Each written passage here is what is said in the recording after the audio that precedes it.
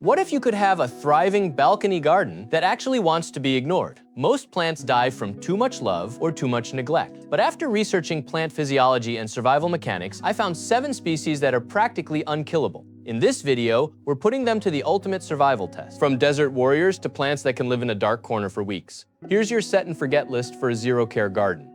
You've seen this plant before, maybe in an office, maybe in a friend's apartment, maybe hanging from a shelf with vines stretching across the room. You've probably also seen one that looked completely dead. The leaves collapse, the stems droop, the whole plant looks like it gave up on life. Here's the secret. For Pothos epipremnum aureum, dramatic wilting is not a death sentence, it's a survival signal. Unlike most plants, which try to conserve water quietly, Pothos sends a visible emergency message. Its stems store water reserves deep in their cellular tissue. When the plant droops, it's physically reducing its surface area to slow transpiration, and its leaves carry a thick, waxy cuticle that locks whatever moisture remains inside. The plant is not dying, it's hibernating, and it's waiting for you. Give a severely wilted Pothos 1 glass of water. Wait 2 hours. You'll watch water pressure rebuild inside the cells. Botanists call this turgor pressure, and the plant reinflates like a biological air mattress. Leaves firm up, stems stand upright again. The trick is to stop watering on a schedule. Instead, wait until the leaves just start to soften slightly, then water deeply. You're reading the plant's signals instead of guessing. For your balcony, the reward is cascading greenery that softens hard urban edges. Place it on a high shelf in a 6 to 8 inch pot with drainage. As the vines trail down, they develop aerial roots that pull small amounts of moisture directly from the air. 1 plant, no schedule, no guilt. Neglect score, 8 out of 10. Survival rate, 85%. Most people think aloe vera survives because it's a succulent. That's true, but it doesn't explain why. The real story is inside the leaves. Nearly all of what you see is stored water, held inside a dense protective gel matrix. Those thick leaves aren't just thick, they're carrying an emergency reservoir the plant built up over weeks and months. While other plants depend on regular watering, aloe lives off its own savings account. When conditions get dry, it rations internally. The leaves may look slightly thinner or shrunken. That's not deterioration. That's the plant spending stored reserves, exactly like it evolved to do in arid environments. Think of it like living off savings during a drought. The plant is fine. It's just waiting for rain. The danger is not drought, it's kindness. Aloe almost always dies from overwatering, not underwatering. Use a 4 to 6 inch terracotta pot. The porous, unglazed clay actively wicks excess moisture away from the roots, mimicking the dry desert floor. Never use sealed plastic for this one. The reward is genuinely practical. Snap a mature leaf, and the fresh gel inside soothes minor kitchen burns instantly. The plant also reproduces itself. Small offsets called pups emerge at the base. 1 plant slowly becomes a collection you can share. Neglect score 8 out of 10, survival rate 90%. This one has a condition. It only earns its score if your balcony gets full, direct sun. No compromises, no wishful thinking. If your balcony is shaded, skip this plant and come back to it later. Honesty builds trust. If you do have sunlight, rosemary, specifically Salvia rosmarinus cultivars like ARP or the trailing prostratus, is something different. Look closely at the leaves. They're not broad, they're not soft, they're narrow needles. That shape is engineering, not aesthetics. Plants lose water through leaf surfaces, reduce the surface area, and you reduce water loss. Rosemary evolved in hot, dry, wind-scoured Mediterranean environments where every drop of moisture mattered. Its needle-like leaves also contain essential oils that coat and seal the surface, adding another layer of defense against both evaporation and pests. Heat, wind, reflective sunlight off concrete walls. Those are challenges for most plants. For rosemary, that's home territory. The trick is giving the roots room to breathe. Use a 5-gallon pot with fast-draining soil. Large root volume creates stability and helps the plant ride through dry periods. Let the soil dry out completely between waterings. It thrives on that cycle. The reward is both sensory and culinary. Evergreen structure. Fragrance every time you brush past it. Fresh herbs on demand. Steps from your kitchen. Tiny blue flowers appear with almost no effort. Neglect score 7 out of 10. Survival rate 80% with full sun required.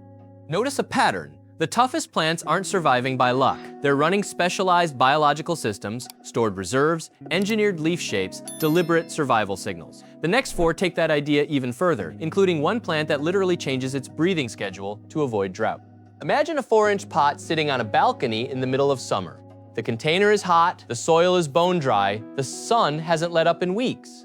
Most plants would be struggling. Sedum barely notices. Species like Sedum rupestre and Sedum acre, commonly called stone crop, store water inside specialized succulent tissue. But that's only half the mechanism. Look closely at the leaves. Most varieties carry a subtle waxy coating that seals the surface like a biological raincoat. Water escapes more slowly, heat causes less damage. The plant becomes remarkably efficient at conserving what it has. In real-world gardens, sedum handles temperatures above 40 degrees Celsius in a tiny container without complaint. Once established, it can remain bone dry for 6 to 8 weeks during summer.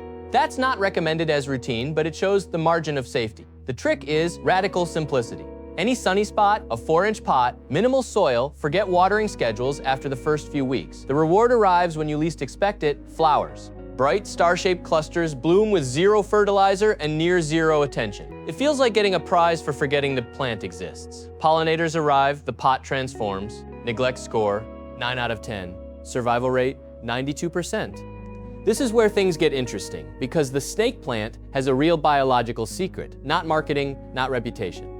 Sansevieria trefasciata, cultivars like Laurenti or the silvery moonshine, uses something called CAM photosynthesis. Most plants open tiny pores called stomata during the day to absorb carbon dioxide.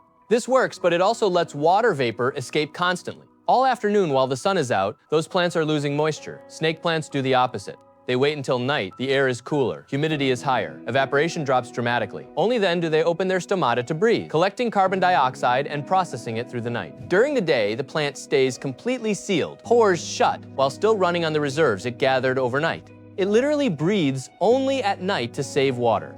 And because of that single adaptation, it can go weeks without watering and laugh at indirect light. The only reliable way to kill it is overwatering, not underwatering, overwatering. Use a 4 to 6 inch pot, almost any soil. Place it on a north or east-facing balcony and leave it alone. The upright, sword-like leaves add clean vertical architecture to any space. One plant can last decades. Neglect score, 10 out of 10. Survival rate, 98%. The ZZ plant looks ordinary from above. The real magic is hidden below the soil line. Zamioculcas zamiifolia stores water inside underground structures called rhizomes. If you were to gently lift this plant from its pot, you'd see them immediately, thick potato-like forms buried beneath the roots. Those aren't roots, those are tanks.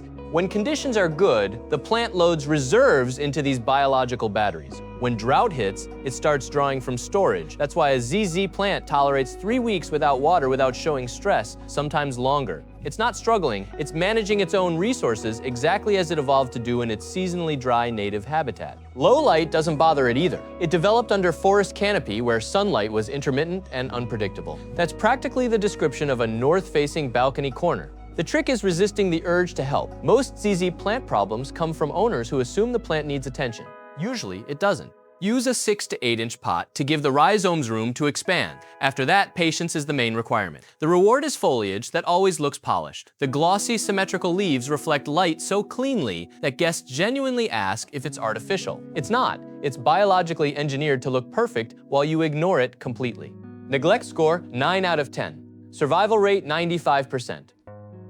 The name says everything. Cast, iron plant, Aspidistra elaceae. Few plants have a reputation this direct, and unlike most plant nicknames, this one is earned. To understand why, you have to look at where it evolved. Not deserts, not open grasslands, deep forest floors, places with limited light, poor, nutrient-depleted soil. Long dry stretches followed by unpredictable rain. Constant competition from larger plants above. Every condition we consider wrong for a balcony is exactly what Aspidistra spent thousands of years adapting to. Think about the difficult spots on your balcony. Maybe sunlight barely reaches a corner. Maybe watering happens whenever you remember. Maybe neighboring buildings block the sky. Maybe the soil isn't ideal and you know it. For cast iron plant, those aren't problems, they're familiar. There's a deeper principle here worth understanding. Fast growth is expensive. It requires consistent light, water, and nutrients. Slow, steady growth conserves resources instead. Aspidistra doesn't race upward, it accumulates quietly and waits. That strategy is what makes it reliable where faster, more demanding plants collapse. Stop searching for the right location. Place it where other plants fail. Let it prove the point. The reward isn't dramatic, it's confidence. Every balcony gardener has a corner where nothing works. This plant changes that story, one broad, leathery dark green leaf at a time. Neglect score, 10 out of 10. Survival rate, 97%. If you have one spot on your balcony where nothing has ever survived, plant this, and forget about it. One universal upgrade applies to every plant on this list. Add 30 to 40% perlite or pumice to your standard potting mix before planting. This creates permanent air pockets around the roots and dramatically improves drainage. Perlite is inert. It never breaks down or compacts over time. It keeps working years after planting. These plants don't need water, but they will die if their roots drown. Most container plant failures start below the soil line, not above it. Fix the foundation once, and every plant on this list becomes significantly more resilient. The neglect score isn't arbitrary. It measures one specific thing: how well each plant handles real urban gardener conditions. Irregular watering, poor light, soil that's never quite right. On that scale, 2 plants earn a perfect 10. Snake plant achieves it through CAM photosynthesis, a biological clock that keeps its pores sealed during the day and opens them only at night when evaporation drops dramatically. It doesn't just tolerate neglect, it's mechanically optimized for it. Survival rate, 98%. Cast iron plant earns the same score through a completely different path, a plant that evolved in deep forest shadow, where poor soil and irregular moisture weren't obstacles, they were normal. Bring it to your darkest corner and it'll feel right at home. Survival rate, 97%. ZZ plant and sedum both score 9. Underground rhizome tanks in one case, a sealed waxy surface in the other. Different mechanisms, same outcome, plants that outlast your schedule. None of these plants need you, but your balcony needs them. The biggest gardening secret isn't finding plants that need more care. It's finding plants whose biology already solves the problem. These 7 do exactly that. Which spot on your balcony has killed every plant you've tried, shade, heat, or total neglect? Drop it in the comments. I'll reply with the best match from this list. Hit like if you're building your zero-care garden, and see you in the next one.